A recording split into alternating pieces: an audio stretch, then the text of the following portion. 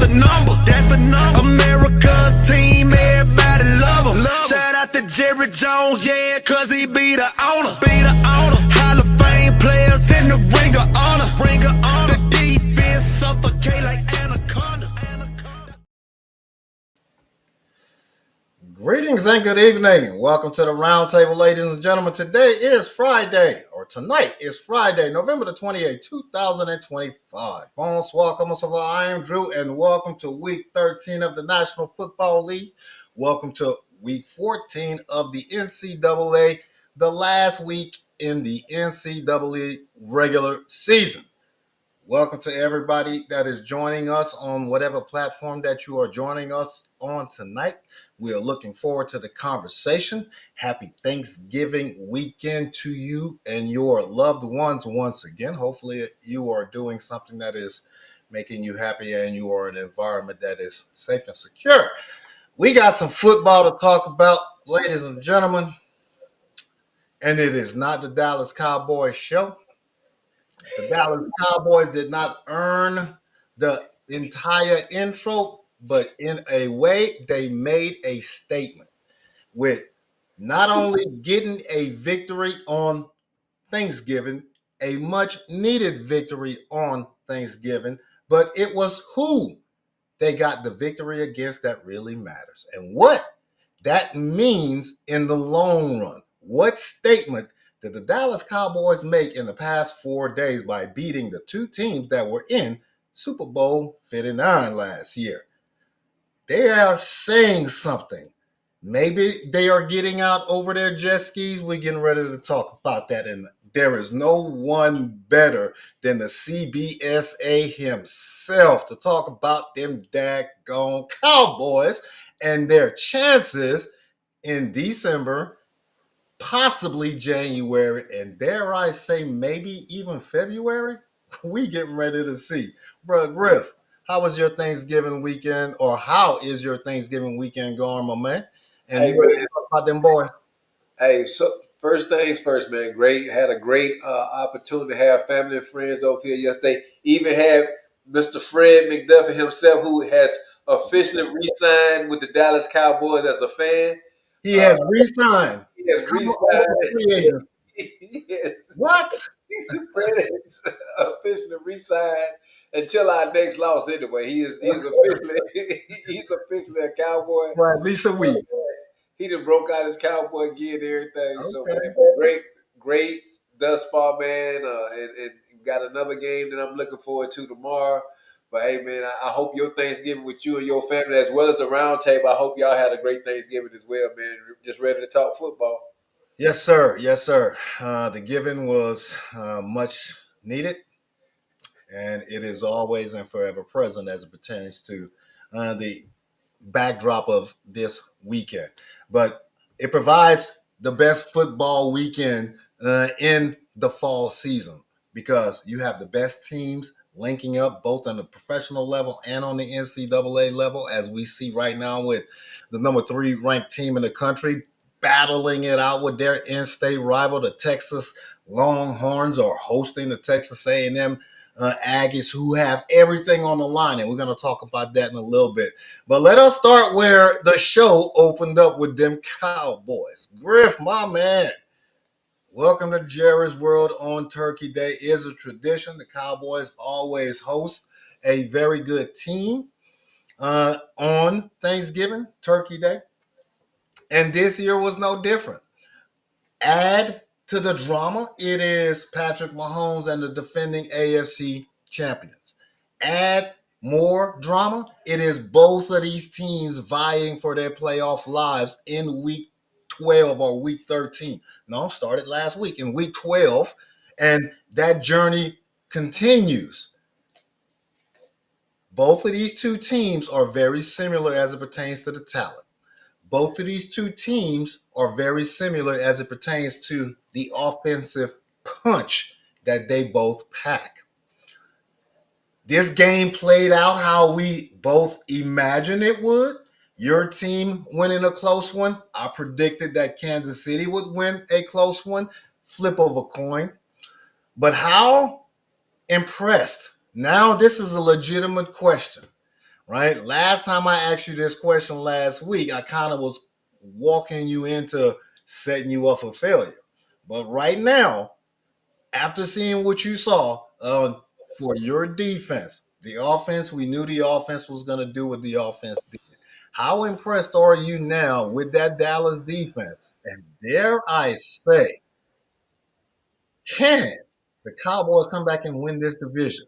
In your opinion, after what you saw last night and what you saw today from the Philadelphia Eagles? Man, after what I saw last night and what I saw today from the Philadelphia, it's a very good chance that the Cowboys could come back and win our division.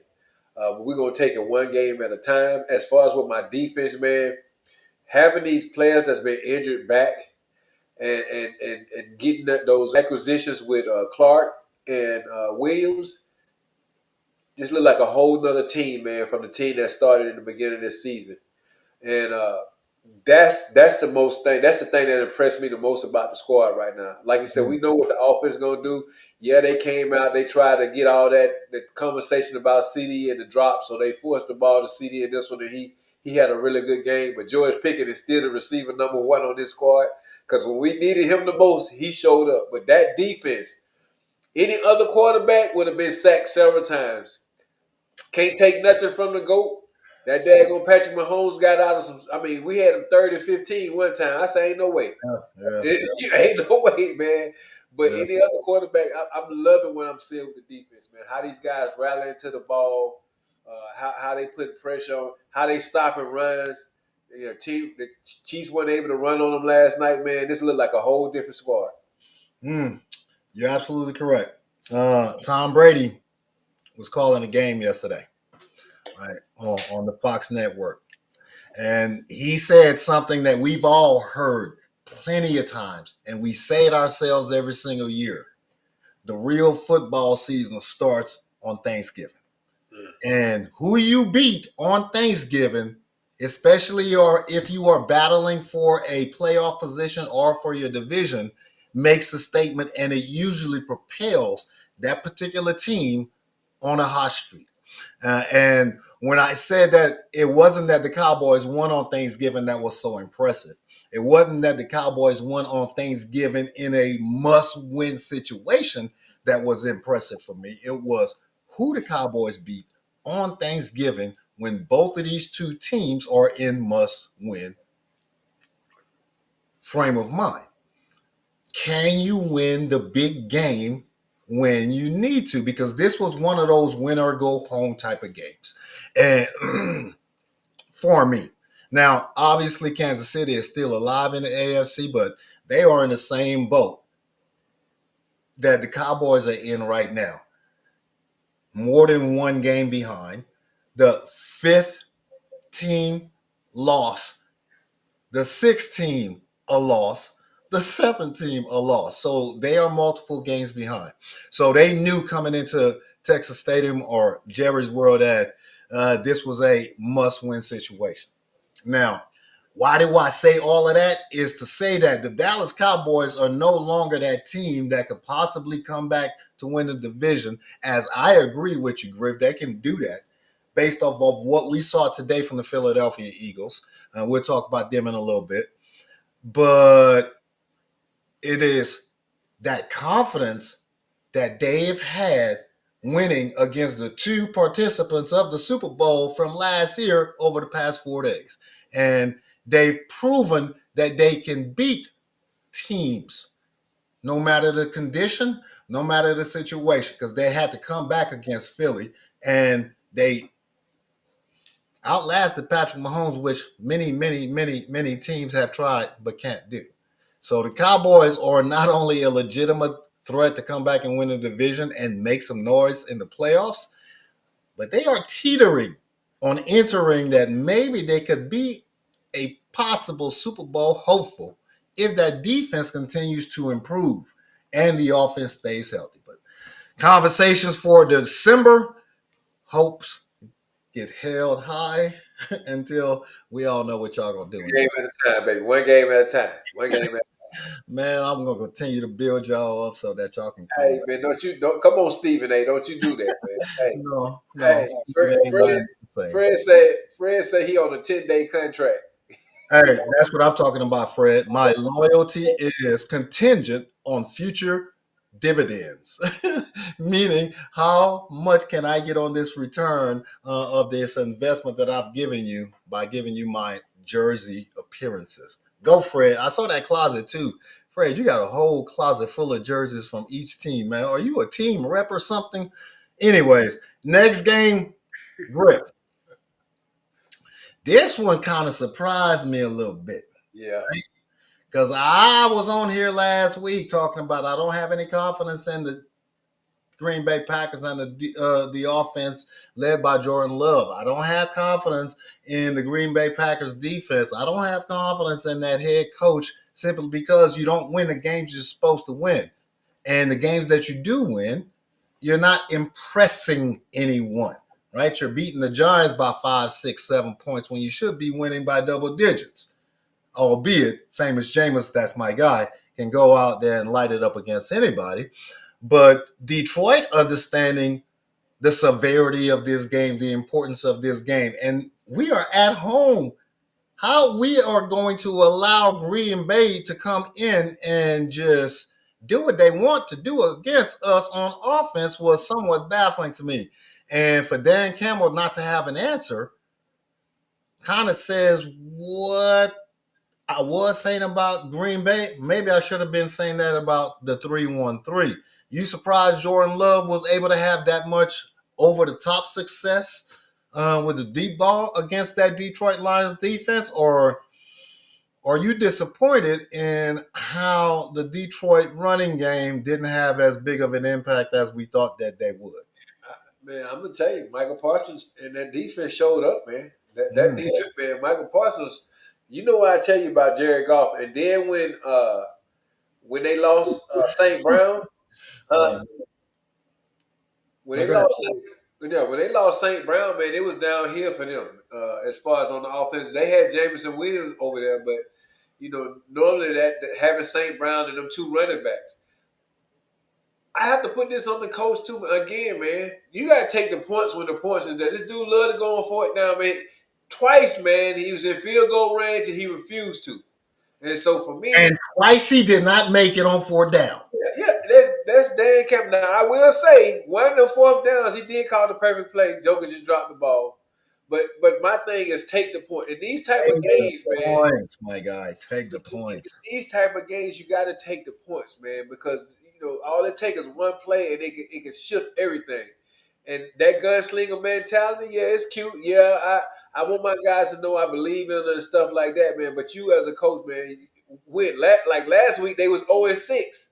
This on fourth down. This week they was 0-2, and it was still in scoring ranges, man. So Michael Parsons had a game yesterday. I mean, he had 2.5 sacks. Yeah. So that was when, like I said, when St. Brown went out the game, they whole offensive play scheme went out the window. And I'm glad to see. I mean, as much as I want Detroit to win, I'm glad to see they lost though, because they've been acting a little stinky too, like them Bears fans get a little cocky and stuff. They need to be brought down to earth. Everybody in the NFC North, they're just smelling themselves. Man, I tell you, all 4 of these games that were played yesterday and today all had playoff implications, right? And you expected each one of these teams to put their best foot forward. So you can't say that I overlooked this team. You can't say that I didn't come prepared, because even though this was a short week, I had the Thanksgiving game plan put together weeks ago based off of how our team has been performing over the past month. So neither one of these 8 teams should have been unprepared. The only one that maybe possibly was a little bit unprepared might have been Cincinnati with the return of Joe Burrow. But everybody else should have had their game plan locked in. So for Detroit to not show up the way that you would have expected them to do, and Dan Campbell's coaching approach by going forward so aggressively when the season starts, as they say, in late November, early December, Take the points when they are available to you. You are playing inside. Last time I checked, your kicker was pretty good. So there is no win factor here. Take the points, coach. And you were inside the red zone. It's not like you were kicking a 60-yard field goal. Dan Campbell is going to be the reason the Detroit Lions don't make it to their final destination, which is the Super Bowl, because of his coaching approach. You love it in September and October and early November, maybe. November and December, you need to focus on taking the points when they're available because they are scarce. People are playing for that real money in January and February. So, Detroit, you did it to yourself. Now, the next one was a surprise. Man, how about them, the Bears, Griff? I am expecting a complete 180 from you tonight, good sir, about how you are assessing Ben Johnson and the Bears and the fans from the Windy City after they went into Philly, a place that Dallas couldn't go into early on into the season. Oh, here we go again.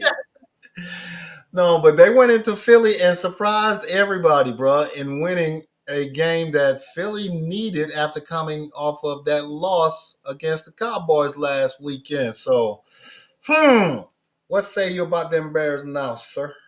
Hey, man, like you said, I like the coach. Defense played pretty good. But if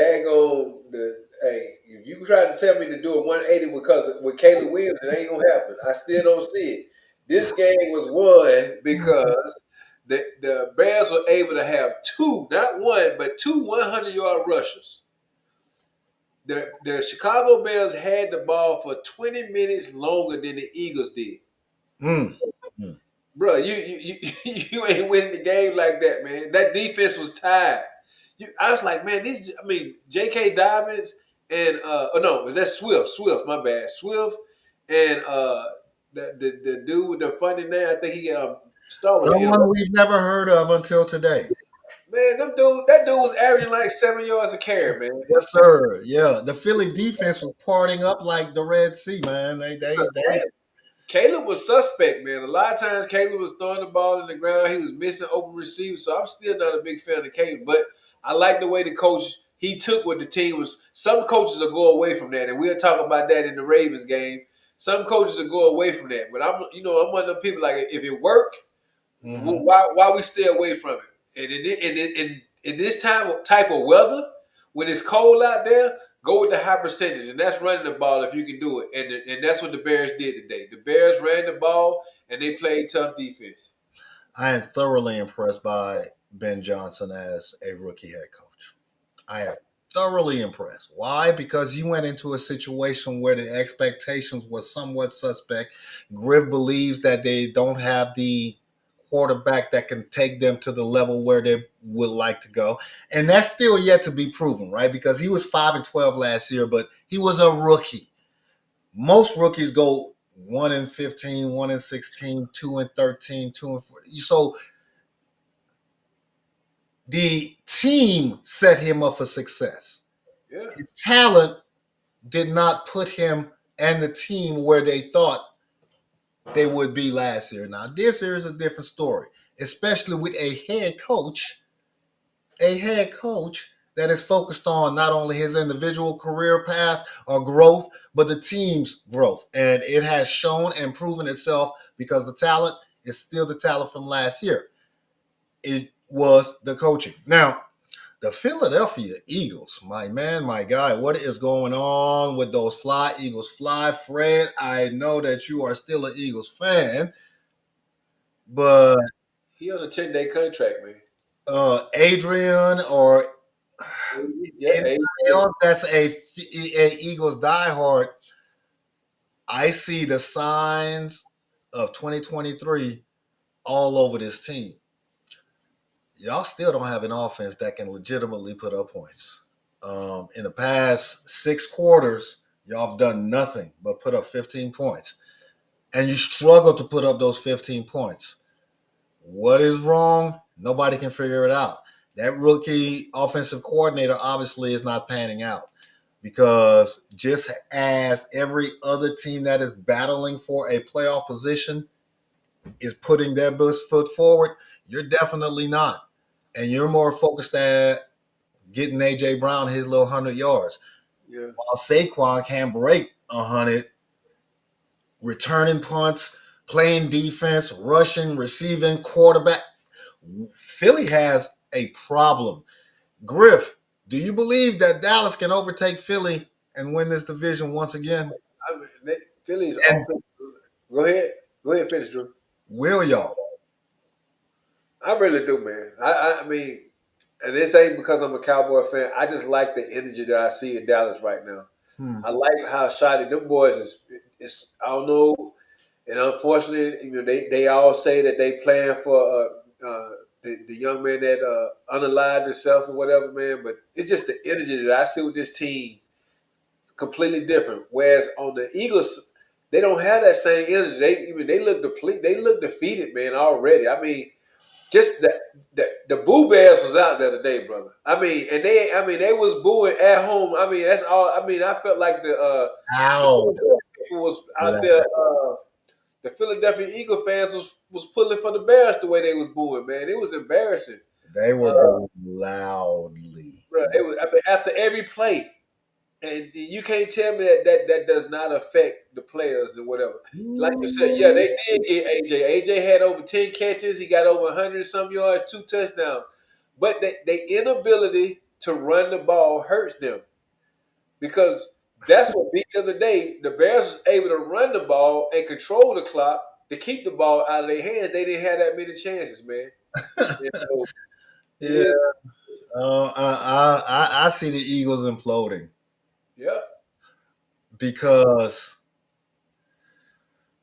like we say in the promo clip sometimes, chaos breeds chaos. And the Eagles are a team that, even though we have the talent to fix it, we haven't figured it out in 13 weeks. And the lack of success on the field for some teams does not affect the locker room. But for this team, even the success on the field affects this locker room. So the lack of success is going to just chew at them. And they have an additional 3 days to recover from this L. They have an additional 3 days of media chipper and chatter that what's wrong with the Eagles? The offense is garbage. Now that the offense is still garbage, the defense is now allowing people to run through them like they decided to take the daggone rest of the season off. The Eagles are going to collapse. I don't want it to happen for all of the Eagles fans in the chat. I see the writing on the wall is all I'm saying. Man. Prove me wrong. I'll be more than happy to come back and say I was wrong. But You got Eagles fans on here. Look, I can see the boo right now. Christian is on here. He'll die hard. He talking about Jalen Hurd ain't it. But it's more to it than just Jalen though, man. he said Jalen Hurd ain't what? He said Jalen Hurts ain't it. Jalen Hurts wasn't on that defensive side of the ball when the Chicago Bears ran for over 200 yards with two. Jalen Hurts is one of the pieces that has not been as effective as his talent could have led him this season. I'm telling you, we have heard nothing about the offensive coordinator and whether or not Nick Sirianni is actually engaging in the play calling. It is a lot going wrong when you have the same level of talent on the outside as your opponent, but your plays are not being called in such a manner to where the quarterback is not focused where he needs to be focused because you're so dead set Look, man, focused on trying to establish the run. I knew it was over with when they fumbled the tush push. When the tush push stopped working, time to hustling, start all over. Now, as bad as the Eagles look, man, I tell you, Ooh, Lord Jesus. Drew, this goal should have actually been worse than this. The Bengals was 1 for 6 in the red zone. This thing could have been. Hey, I just want everybody to know that Jordan is out of the office. He said he's going to be. He's yeah, where is Jordan? That is Jordan. Man, hey, first and foremost, congratulations, Joe Burrow, to returning back to the starting lineup and surviving this game because you could have gotten re-injured, but hey, you can get re-injured or injured at any time. So I'm not going to talk about Joe Burrow's return and whether or not the Cincinnati Bengals have a chance because they always got a chance. They always got a chance. They always got a chance. All they got to do now is go undefeated, and they could possibly be right there at 9-8. We just never know the way that things play out. But for Jordan's Baltimore Ravens, for Karen's Baltimore Ravens, and for every other Baltimore Ravens fan, y'all are now sitting at 6-6. You no longer have the division lead. You had it for a quick hot minute. But last night's loss to a division rival, a team that you know for a fact can put up points against your defense. No matter if you had rode that 5-game winning streak thinking that, hey, we are now the kings of the AFC North. We've overtaken the Steelers. The Steelers is our only concern. Not only did Cincinnati come into your house and take your lunch money, but they did it in a convincing way. Griff said this game could have been 10 times worse. It sure could have. Griff, I know I've lost complete confidence in the Baltimore Ravens simply because they won't do what needs to be done in firing the offensive coordinator because he has completely mismanaged this offense. It does not matter that Lamar is limited. I know he's limited, but this is a game that the Baltimore Ravens were favored to win, should have won at home. What's going on with the Ravens, man? They got a shot to come back and win the division or even make the playoffs?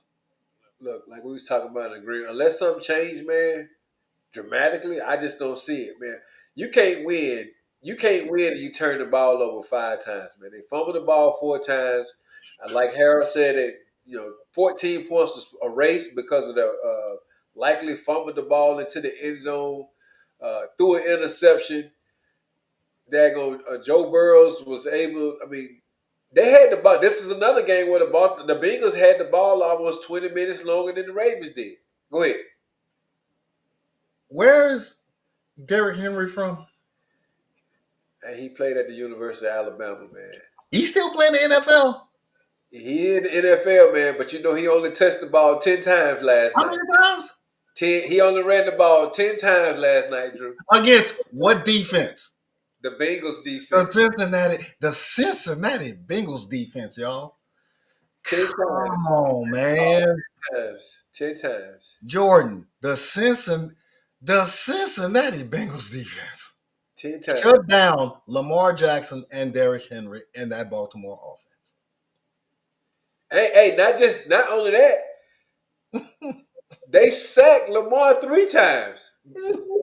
We used to it being the other way. Joe Burrows normally get tore up because of that offensive line of his, but they got Lamar 3 times last night. Derrick Henry, it's no way, man. Again, another one of them coaches, and like you said, maybe because he's a Georgia guy, and he just don't like Derrick or whatever. But there's no way you got King Henry on your team. A healthy King Henry. Hell, he had a reception for 44 yards last night Against the Cincinnati Bengals defense. I'm gonna keep saying that. Against the Cincinnati, he should have gotten fired this morning. The opposing running back touched the ball more than Derrick Henry did. Good freaking night, Jordan. I don't know where you at. I know you decided to not come. He out of office right now. Hey, hopefully you are on the call with Mashadi and saying, look, we need to get back to the Raven mentality and get back to running the football because what we are doing now with our quarterback, who is one of the top 3 gifted quarterbacks in the history of the National Football League, is atrocious. But to just waste the season of one of the best running backs in the history of the National Football League for no apparent good reason, even when our offensive line is not really banged up and we're going against teams that we're supposed to be blowing out, that coach, that offensive coordinator, I'm sorry. I don't know why y'all still got him. I'm just saying. But the Ravens, 0 confidence. I don't know. The Pittsburgh Steelers really, really, really felt good that they blew this game yesterday. Man, but again, every team in this division still controls their own destiny because they still have to all play each other at least 4 out of the last 6 games that they have. The AFC North is starting to look like well, this the AFC East, ain't it? No, it's the North. AFC This the North. North. The Mhm. AFC North starting to look like the NFC South. I see he got jokes. His team win 2 games. No, I'm just playing. Put, All you better put some respect on my team. You better put some respect. right. Hey, Cowboys took care of business yesterday. Today was the day for college football to do the same. Okay. So we had some big games in college football today to introduce us into the last weekend of college football season, rivalry, close in-state rivalry weekend, or neighboring state rivalry weekend. And we had some big games today, not only settled some in-state business and grudges, possibly, but also that had national playoff implications. Starting off at the very beginning of the day between an SEC powerhouse and the Ole Miss Rebs traveling up to Starkville to take on a in-state opponent that was looking to destroy the playoff hopes and dreams of those Rebel fans down there in Oxford. But Lane Kiffin, with all of the outside noise, and we'll talk about the outside noise in a minute, ensured that his team finished the job, closed the door, ensured that one, they are a lock for the playoffs. And depending on how the next couple of weeks play out with each conference championship and how these games this weekend play out, could end up being in the top 4 position without even going to the SEC championship game or going to the SEC championship game, depending on how these other rivalry games play out. How I won't ask you how impressive you are with Ole Miss, but what kind of a playoff chance does Ole Miss have with Kiffin as the head coach, based off of what he says tomorrow, and without Kiffin as the head coach, depending on what he says tomorrow and what the university decides to do if he chooses to depart Ole Miss long term? What do you think their playoff chances are? I think that the committee will look at this team completely different if Lane Kiffin leave. If he leave, he taking a whole bunch of coaches and everything else with him, and it's going to affect them, man. As far as them being able to, if they was to make it to the college football players, I still think there'll be a team to be reckoned with, man. They're SEC squad. They only lost that where they got a good team, man. But Lane Kiffin leave is gonna hurt this squad as far as the playoffs is concerned, and the way the committee is gonna look. Because the committee gonna do the same thing to them that they did to Florida State when they lost their quarterback. That's what's gonna happen. Because Hmm. this is even worse. Because Lane is known he'll leave and he taking his staff with him. Hmm. I can understand that argument. And I don't think it will drop them out of the playoffs. No, it won't. But it's gonna It'll affect. keep them from moving up, possibly, maybe, or it'll keep them stagnant as to where they are and possibly get jumped by a 2-loss Notre Dame team or a 2-loss Alabama team if Alabama wins the SEC championship game. So I can see it going both ways. Either way, looking forward to what his decision is tomorrow.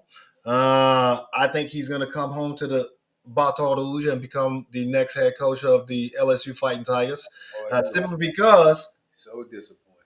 He ain't coming.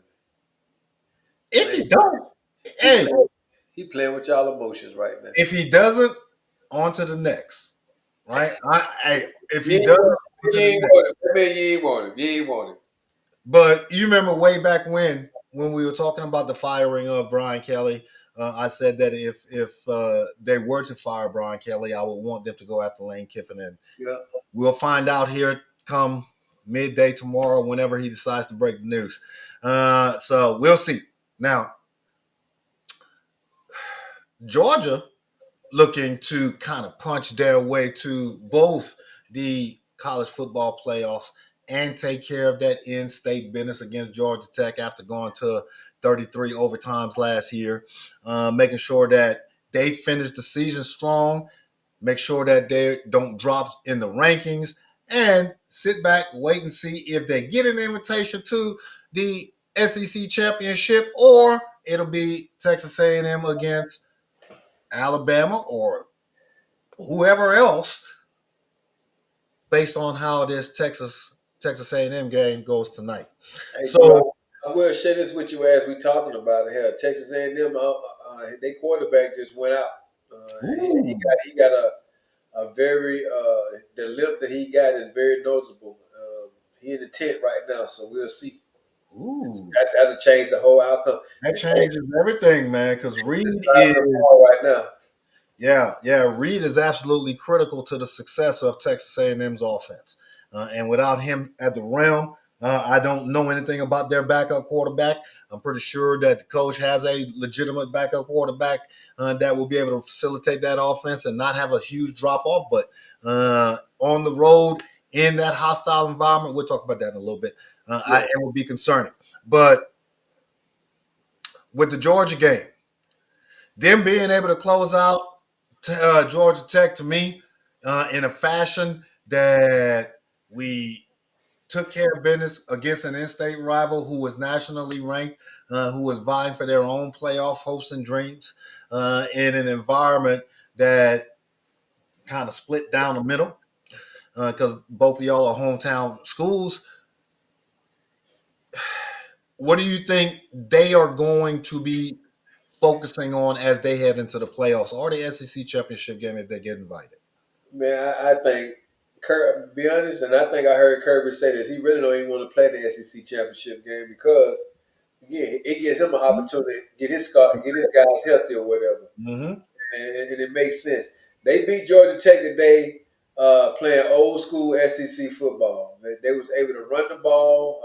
It's probably the best I've seen Georgia run the ball all season.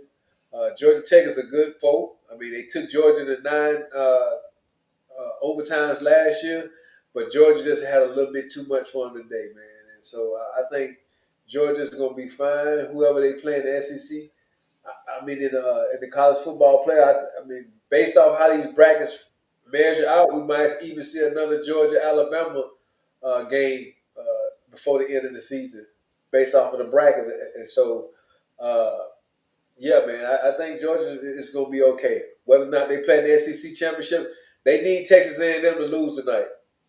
The play, to be able to play, they need Texas A&M to lose. I'm pretty sure they're cheering for Texas A&M tonight. Yes, Kirby Smart has openly said that. Yeah, we need. I would prefer to get my team healthy. It is always a privilege and an honor to compete for the SEC championship. And as we mentioned in the last episode, that it is more difficult to be an undefeated SEC team than it is to win a national championship. Being an undefeated SEC team and getting the SEC championship and the national championship, the triple crown, so to speak, is something that every SEC team strives for every single year. And if it doesn't happen, it doesn't happen. But bypassing the SEC title game for Georgia only helps them in the long run, right? Yeah. Because they're going to be that fifth or sixth ranked team.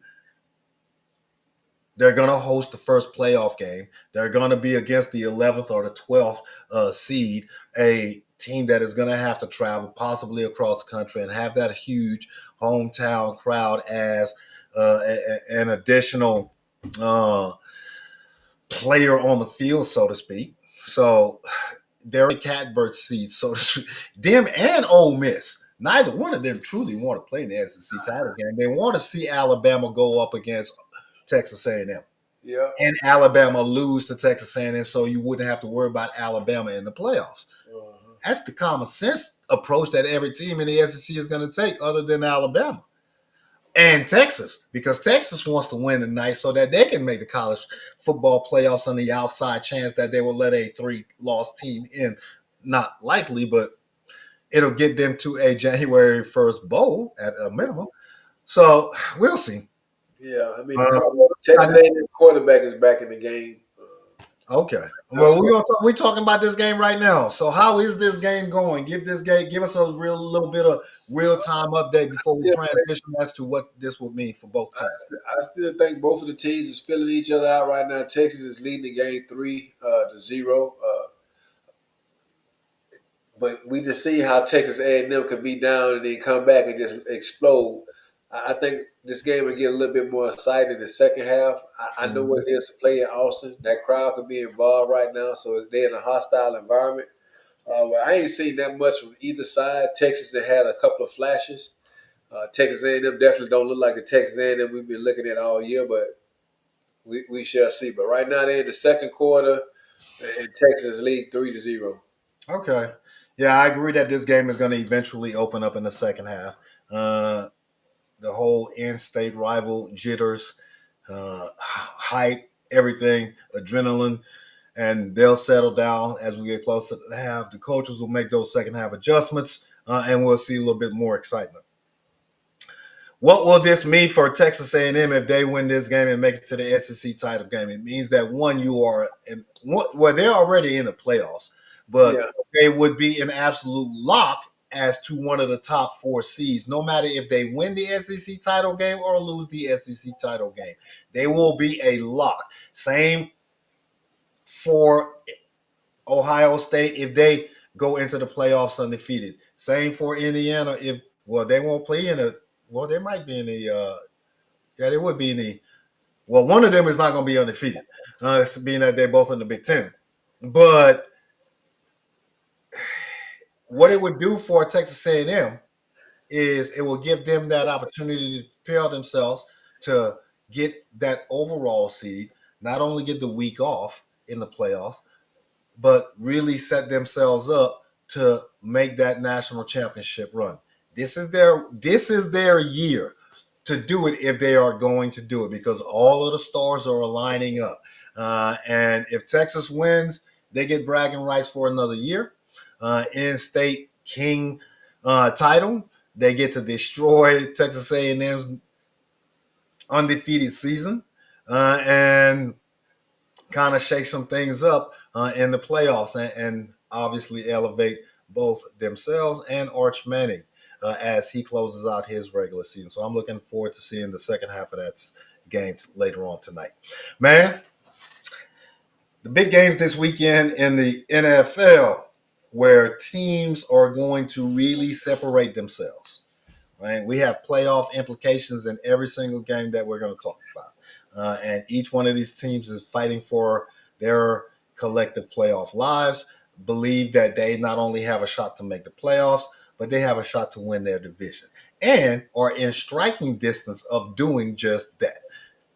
The first game that I want to talk about, the Houston Texans, with that number one ranked defense and the ability to travel, and we know defense wins championships, are traveling up to the Indianapolis Colts to take on the division leading Indianapolis Colts that started off the year hot. Were the best team since sliced bread. Everybody was talking about Indiana Jones. I was talking about Indiana Jones. Was. Danny Dimes done made an appearance once or twice in the past couple of weeks. Is this Danny Dimes' team? Or is this Indiana Jones' team? Or is this Jonathan Taylor come to the rescue and save us? Because that defense from Houston is going to travel. That defense from Houston is going to apply pressure to Daniel Jones. That defense from Houston is going to, it is almost like it is, you can count on it now. They are going to generate and create a turnover. With the return of your guy, Mike, can CJ Stroud, coming back from his injury, lead Houston into Indy and upset the Colts and put themselves right there in the middle of this division title race? And the only way Houston win this game it will be because of the defense. They offense, even with CJ Stroud coming back, has still not been effective this year. The reason why they've been in games is because of the defense.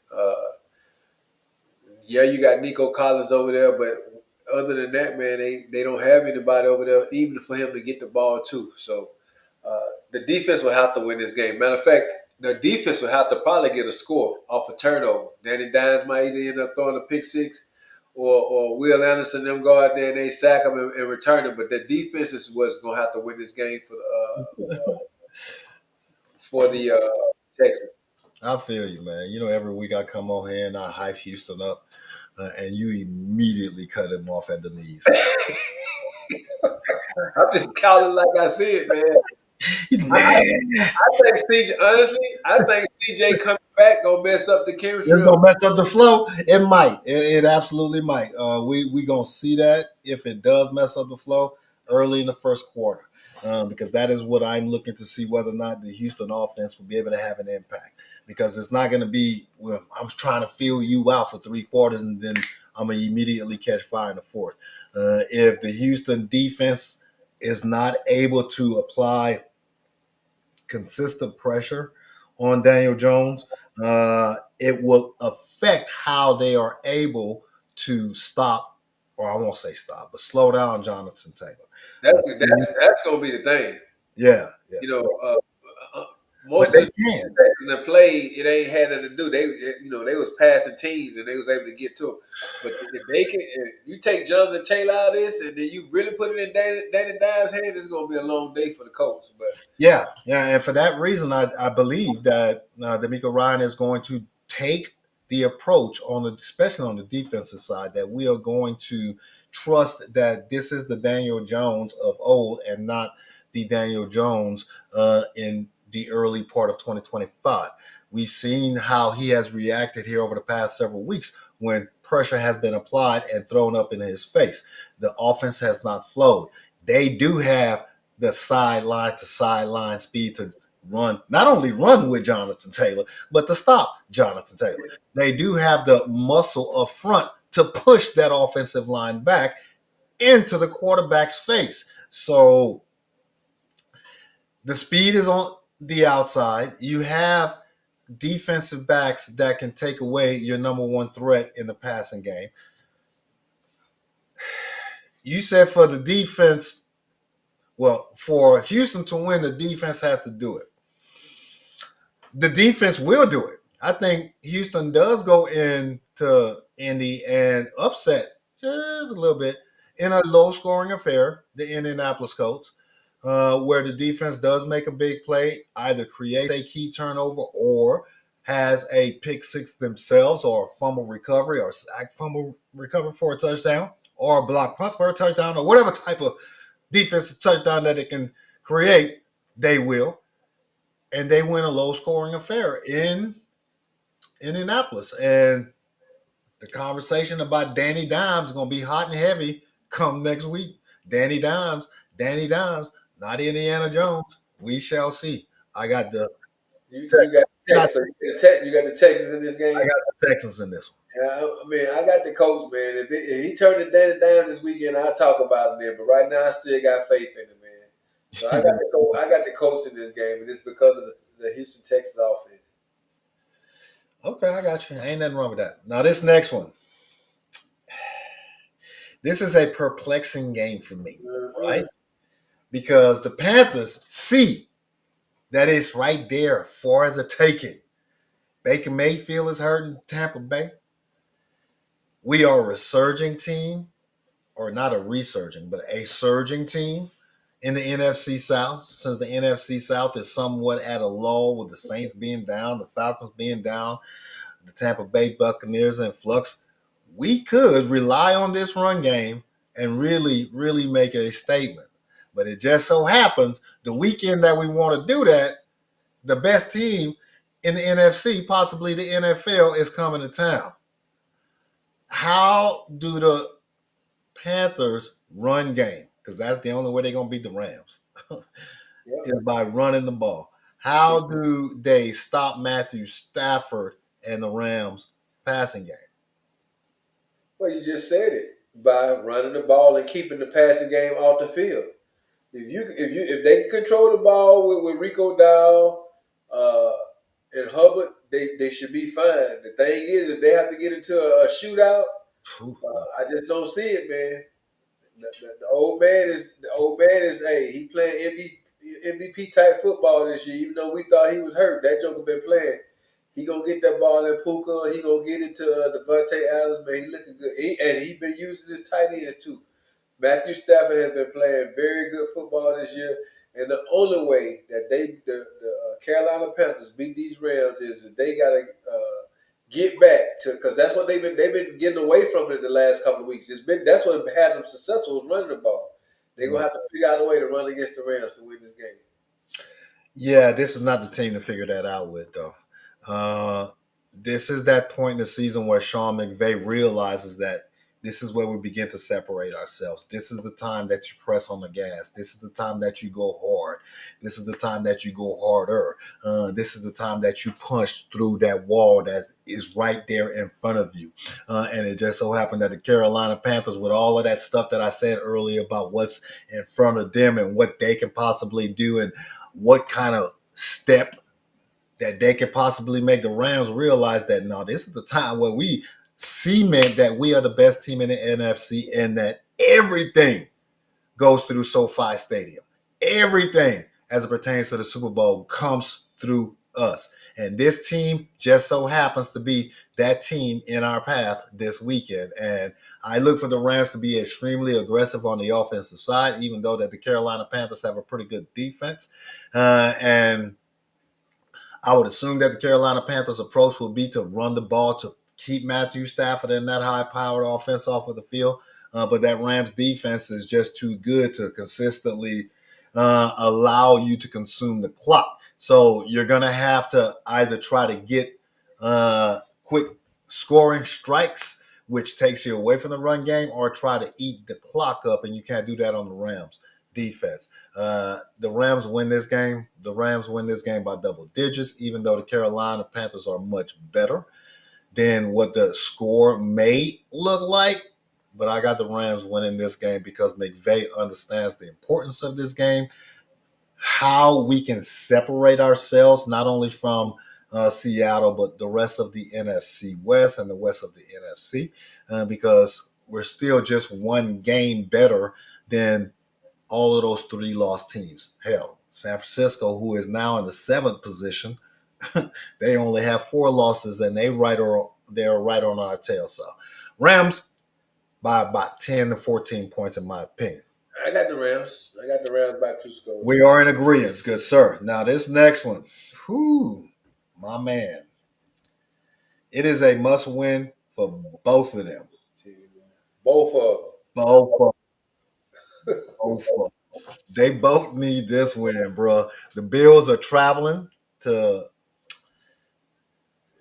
Pittsburgh to take on a Steelers team that is must-win mode, just like the Baltimore Ravens were in must-win mode. This was the door that we did not see happening or opening up.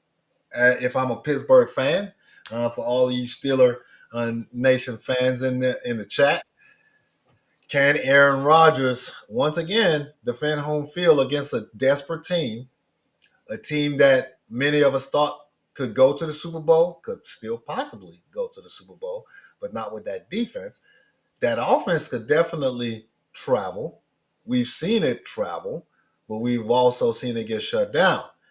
We don't know which version of the Buffalo Bills we're going to get in 2025, but you don't want to be on the end that shows up with the reigning defending MVP that puts up 3 touchdowns rushing, 3 touchdowns passing, 300 yards, and just consumes the clock. What do you think happens in this game and why?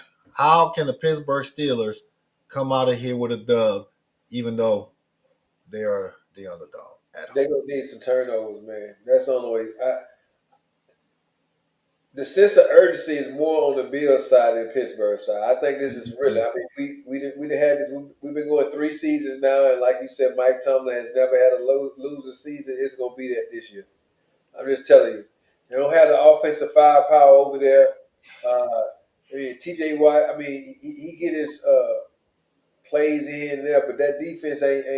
I just see the Buffalo Bills coming out there. You're gonna get a heavy dose of James Cook, as well as Josh Allen legs, to win this game.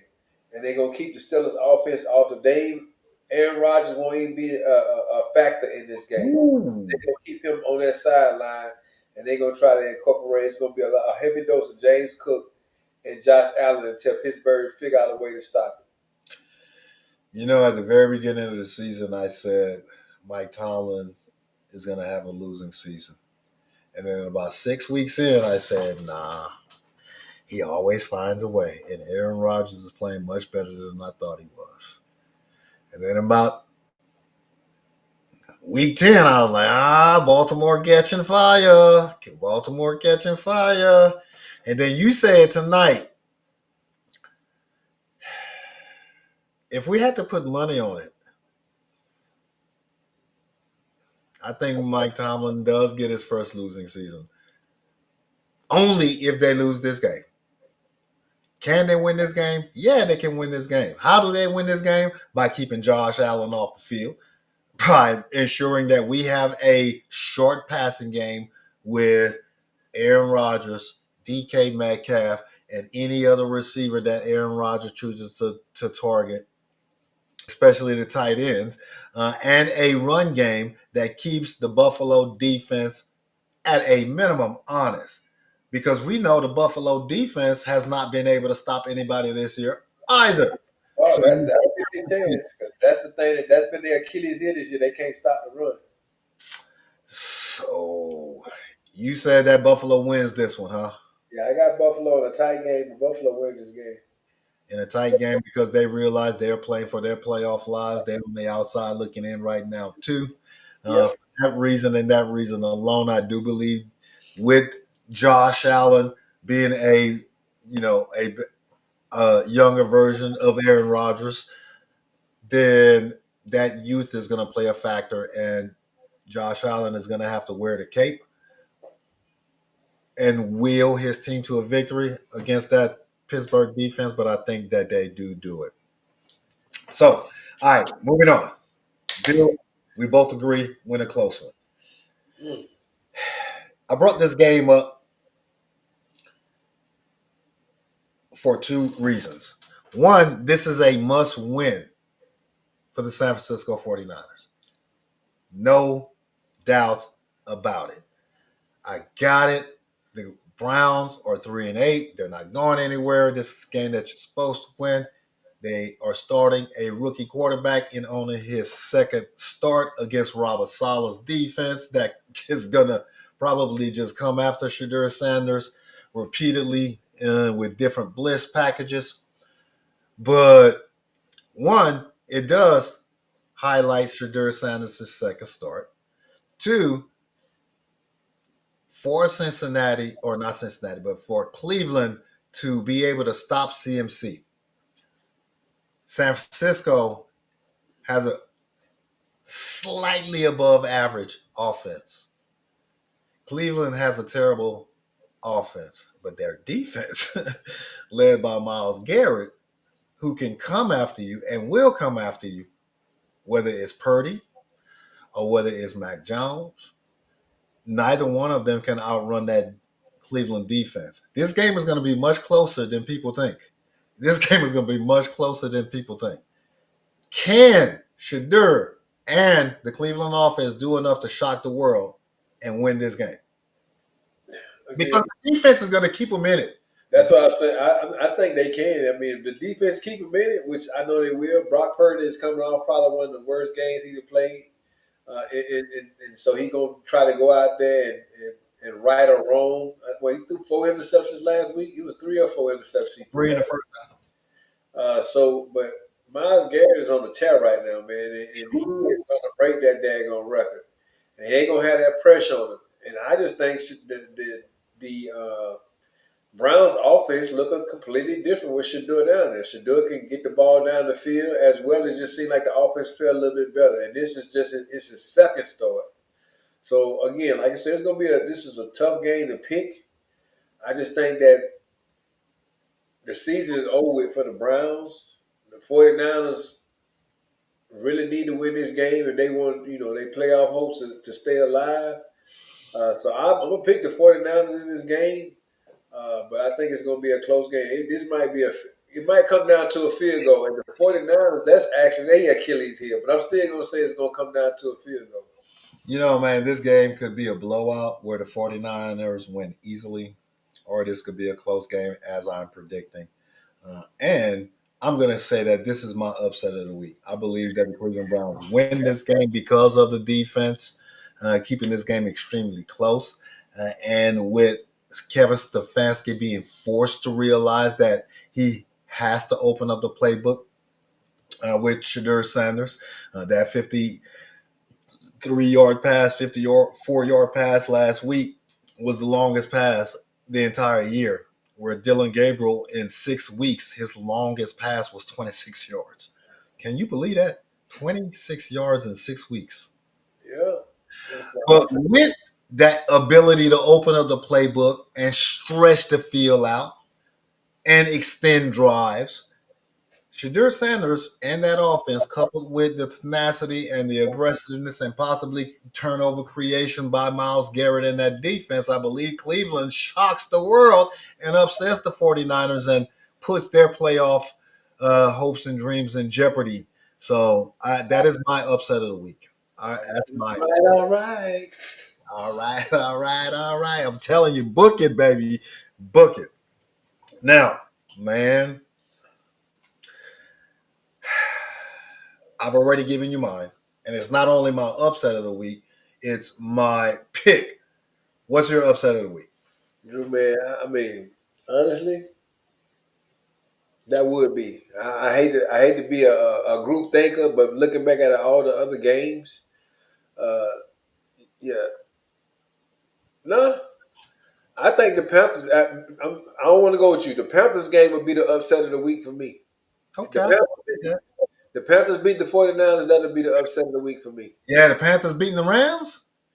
I mean, the Rams, because the 49ers is playing the Browns. Yeah, if the Yeah, Panthers beat the Rams, that's the yeah, upset of the week. yeah. You got you on to something there. Yeah, I think that would be a bigger. Well, no, That that would, wouldn't be a big that upset. would be a huge upset. It would be an upset, but the Panthers are 6-6, and they are competing for their playoff life. So I They don't know. still good. They It still depends on how they will win. It true. depends on how they win. They ain't fighting for their playoff hopes because all they in the NFC South. Man, They hey, still got the Buccaneers twice. They you got the gonna start Buccaneers talking and about the Miami. Saints. So they good. This game really don't mean nothing to the Panthers. It don't hurt their playoff chances because all All right, we gonna see. All right, but I can rock with you on that upset. Now, back to college football, man. We talked about the games that had playoff implications today. We talked about Texas and Texas A&M playing tonight, and it is only the beginning of rivalry weekend. That is the end of the regular season. And every last Saturday of the regular season, the college football season ends with on that Saturday with the beginning of the Michigan Ohio State rivalry. And usually, one or both of these two teams is nationally ranked. Usually, one or both of these two teams are vying for the opportunity to win not only that game, which is more important than the Big Ten title, more important than the national championship at times, but win that game and hopefully be part of that triple crown, the Michigan Ohio State game and the Big Ten title, and hopefully possibly a national championship at the end of that rainbow. So this game kicks off tomorrow. Jordan, go on to the next slide. Kicks off tomorrow at high noon, right? Now, we've had Ohio State on this show twice now. Once at the beginning of the season when they played Texas, when Texas was ranked number one, they were ranked number two. And now at the end of the season, when they are playing a nationally ranked Michigan team who is 9-2 themselves and attempting to not only close out their season by beating their biggest rival, but to put a cherry on top of that season with a phenomenal freshman season for their number one recruited quarterback in the country and possibly sneak into the playoffs. They've beaten Ohio State the past several years, both with Jim Harbaugh and the current head coach. So they have the formula. So I don't want to hear that Ohio State is favored. I don't care because Ohio State has not played anyone all year, as I've said. Can Michigan win this game, or do you foresee, just based off of the talent that Ohio State has, that their coach will not have his job in jeopardy again because he can't beat Michigan? Man, I honestly, we haven't seen Ohio State really play anybody this year, whereas Michigan has played against some, I think, more talent than Ohio State has. Ohio State definitely has a talented team with Jeremiah Smith and Tate over there, as well as that running game, and then the quarterback that they have over there. They definitely have a squad, man. But I think Michigan has the ability to run the ball. The X factor in this game for me is Michigan's young quarterback, though. That's the X factor for me. No Underwood, Underwood, I think his name is Noah Wonder. But that's the X factor in this game. Because Michigan, they coach, he gonna really try to play ball control and keep Ohio State offense off the field if he can. Uh, if it comes down to where Michigan got to run the ball, Ohio State win this game. But if they can control the ball, run the game, this might be another win for Michigan. And yes, Day's name will be one on. I mean, regardless of what his season will look like all this season, the Ohio State fans ain't trying to hit. Oh yeah, no, yeah. Ryan Day's job is not secure. It's secure, but the conversation of him possibly having to move on is definitely not off the table if Ohio State doesn't win this game. Ohio State is favored to win this game. Ohio State should win this game, but they are playing in Ann Arbor, and Underwood has overperformed for me. I'm very familiar with Underwood. He is a Michigan kid, number one recruited quarterback in the country, had committed to LSU a couple of years ago, and had been highly touted. And it took a pretty lucrative NIL deal to get him to come back home to Michigan.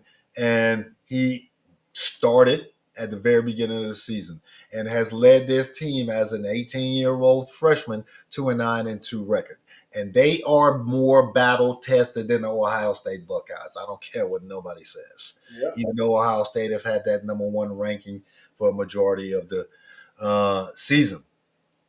With that, with Ryan Day's inconsistent track history, with showing up in big games against Michigan and performing well when they are expected to win, as they are again tomorrow. Not only is this game going to be a toss-up game, but I think Underwood can pull a little bit of magic out of his hat and shock the world. I would not be surprised if Michigan wins. I wouldn't even call it an upset if Michigan wins. I have to pick a team. I'm going to go with the home team. I say Michigan beats Ohio State and just crushes their season.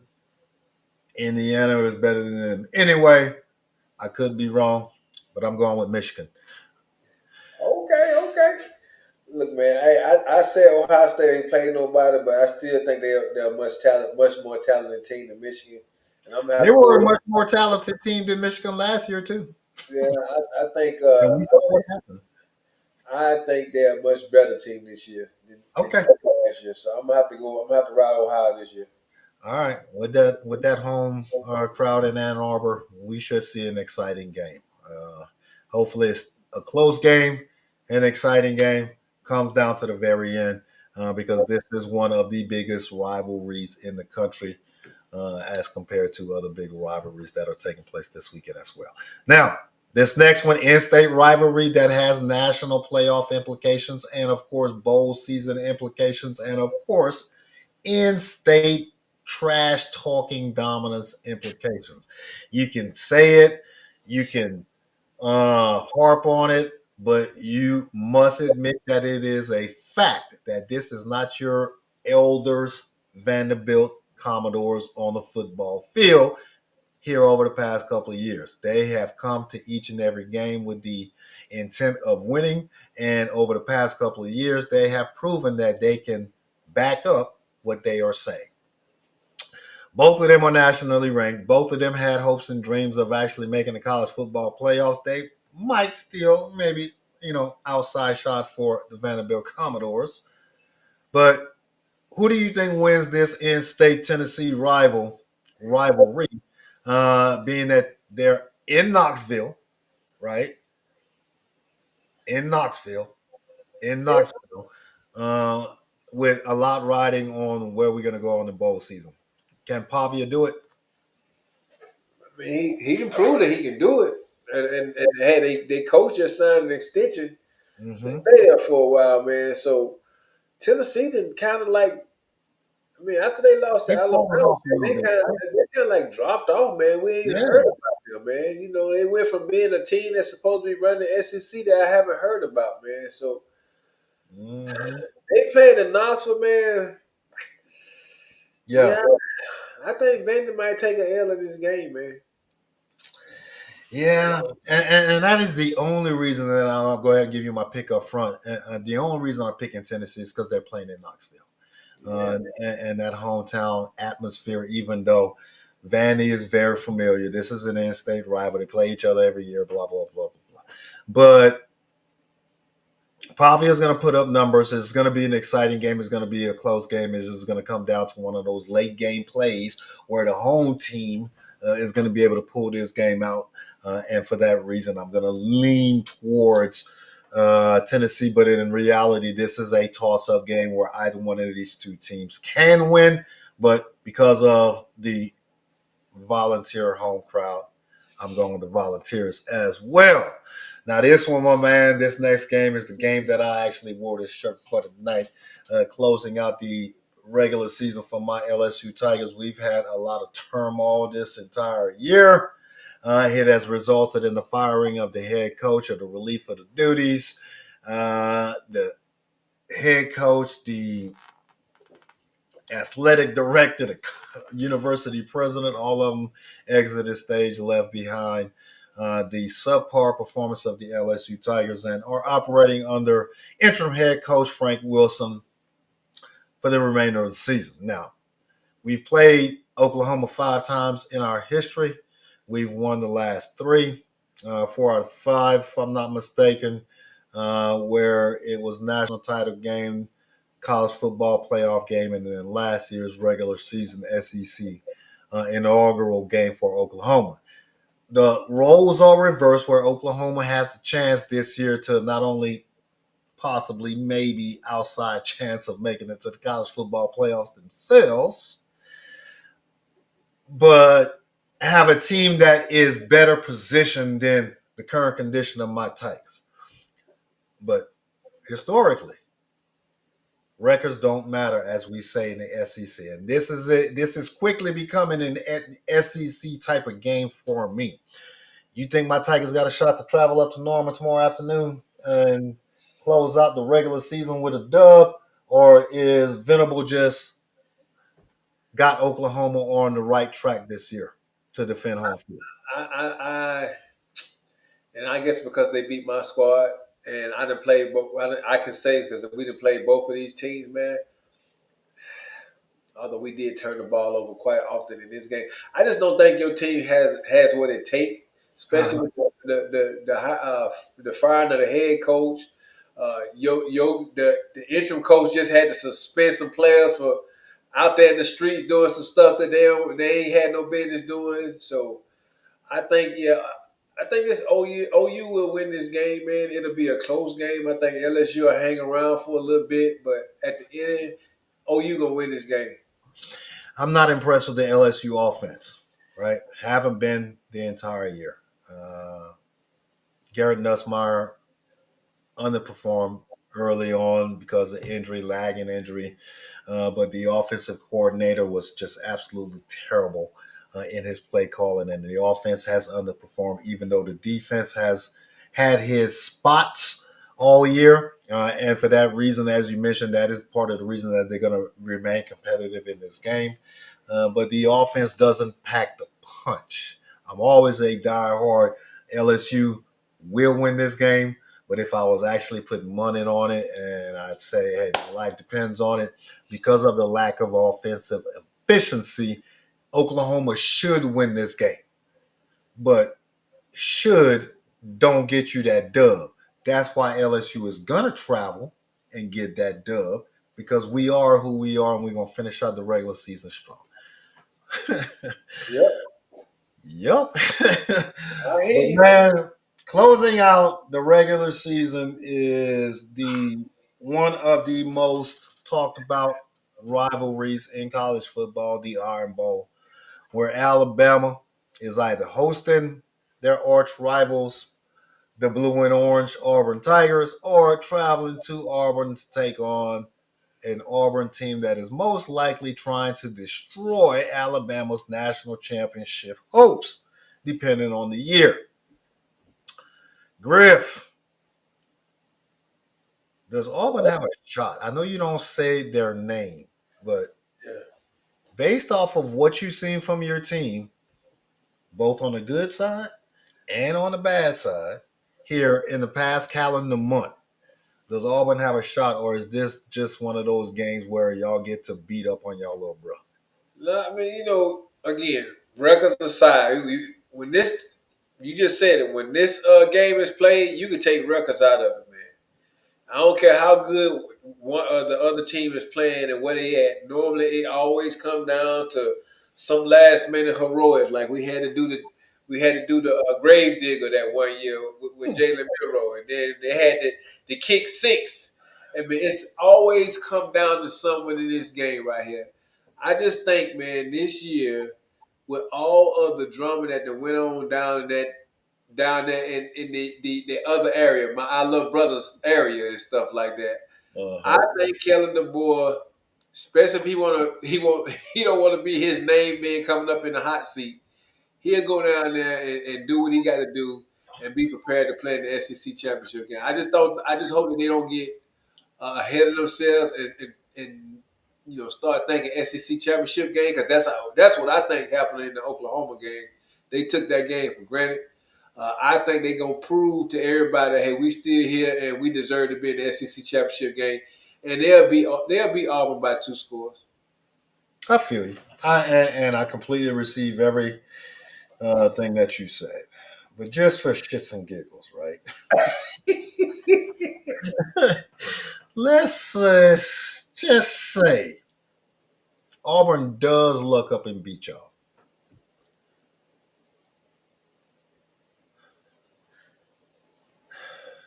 Even with y'all beating Georgia 2 years in a row, would his job be on the line? His job was on the line when he lost to Florida State at the beginning of the season. Yeah. Hey, if we want to dial this thing all the way back, man, it was off with his head back when we Yeah. lost to FSU, man.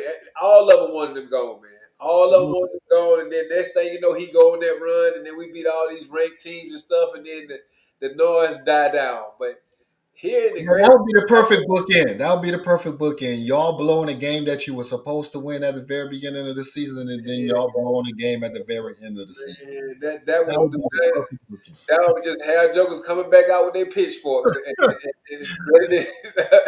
It's safe to say that you got Alabama in this game Man, I got Alabama in this game, man. by 50. Oh, they better win by 50. Yeah, I got Alabama as well, man. Auburn, 5-6, fighting to be bowl eligible, if I'm not mistaken, but that's not gonna matter. Even though they are playing at home, Alabama is the better team. Alabama understand that their path to the college football playoffs is by winning the SEC title. Um, Something that is doable, something that is achievable, something that is right in front of them. They just got to take care of business against their in-state rival and win the Iron Bowl and not give it away, as Griff mentioned about the kick six. So Alabama wins an exciting Iron Bowl. Hopefully, it's a close game. Hopefully, it's a very close game. I mean, I want it like real tight. I don't need that. I don't need that in my life, man. I don't need no close, tight game in my life. Oh no, but it's probably gonna be a blowout. No, not a blowout. But all right, upset alert or upset of the week. If any one of these college football games or any college football game across the country here over the next 24 hours that you got your eye on that would really surprise you, which one would that be? The Alabama Auburn game. Yeah. That would be the game that everybody be talking about. Okay. So, which one of the college football playoff teams, top 10, if they lose tomorrow, would not be a surprise?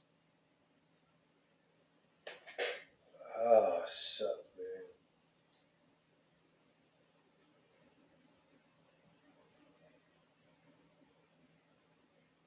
I'm looking.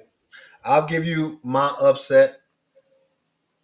I'm sitting up. Indiana is blowing out Purdue right now.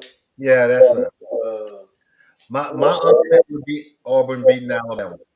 yeah, I'm just trying to say, man, that's the only one that I can look at this weekend and say, hey, I mean, the Michigan and That, that Ohio. would be one that I would not be surprised. Yeah, If Michigan beats Ohio State, I would not be surprised. man, you gonna talk about some feelings hurt? I would not be surprised. Because Ohio State hasn't been tested all year long. Who have they played all year, man? I've been harping on this. They don't play a tough schedule. They're not battle tested. I cannot wait until they play their first game in the playoffs. I've been that's the one game I'm looking forward to. Harris said he got LSU, man. LSU, that'll be the upset of the week. I thought about LSU beating Oklahoma. I thought about that being my upset, but Auburn actually beating Alabama would be a better upset for me. So, Yeah, I mean, one that'll help you sleep easy. oh yeah, oh yeah, just call. All right, man. Another great show. Yes, sir. Another great weekend of football ahead of us, and an opportunity to close out hopefully a safe, joyful, restful, peaceful holiday weekend. Any parting shots for the roundtable audience as we close out tonight? As always, man, thank everybody for chiming in. I know, some people not here traveling and stuff like that, but for those that's on here, I truly appreciate y'all for showing up and showing out. Harold, thank you for keeping the chat going. Miles, Karen, Christian, Keith, I see y'all in the chat, man. I really, truly appreciate y'all being here. Rick, I see you there as well. I hope y'all have a great weekend. And I'm just going to tell y'all what I said on Facebook. Let's make sure that we keep the attitude of gratitude going. Yes, Thanksgiving was on Thursday, but Thanksgiving shouldn't just be one day out of the year. It should be a year-round thing where we giving back, where we helping people, man. So Fred, there go Fred, our number one He said, celebration. That's what Fred broke it down to the people here at dinner yesterday, and explained that he's a celebrationist. that's He said the tipping point was when the Cowboys lost to Green Bay in the playoffs. That just did it for him. And from that point on, he became a celebrationist. which playoff loss were we referring to? The catch playoff? Most recent, when the Cowboys had the home field advantage and Green Bay came in there and blowed us out. Oh, you talking about that playoff game a couple of years ago when the system was Yeah, when we were supposed to win. like, Jordan Love coming in and throw for about 300 and some, 400 some yards on us at Jerry's World. yeah. Okay. No, I agree, man. First and foremost, continued blessings to each and every one of you throughout this weekend, holiday weekend, this holiday period. And as Griff says, the spirit to give should be something that we carry with us throughout our daily travels at some point. Hopefully, your team continues to do well, is competitive, especially this upcoming weekend if they have yet to play on the collegiate level or on the professional level. If your playoff hopes and dreams are fading fast based on who your team is, hey, come and sit on the couch with the rest of us. It's always next year, as the Jets always say. We got you next year. But if you're traveling this weekend, safe travels to you all. And again, continued blessings throughout the holiday season. We'll be back here on Tuesday night to wrap up Week 13 in the NFL and the final week in the regular season of college football season, and go into conference championship weekend and playoff selection and the bowl mania season for the college kids or young men and ladies, and then December cold weather football for the National Football League, and then transition into playoff prognosticating. So we'll see you all back here on Tuesday night. Y'all have a safe and a blessed weekend. Continue to take care of yourselves, take care of your family.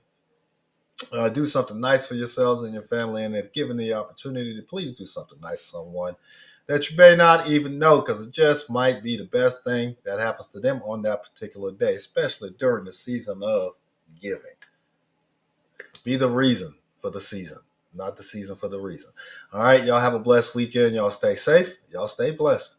Y'all stay breezy. Needs to be fired on Monday. Why are we not giving Derek the ball? Todd has to go. What up? How about the boys? The Dallas Cowboys, that is.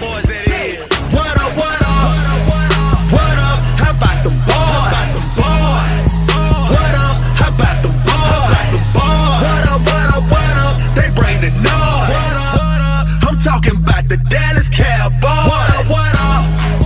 What up? How about the boys? What up? How about the boys? What up? What up? What up? They bring the noise. I'm talking about the Dallas Cowboys. What up? What up? Blue and silver, baby, yeah, that be the colors. Be the colors. 5 Super Bowl trophies, that's the number. That's the number. America's team, everybody love them. Shout out to Jerry Jones, yeah, cause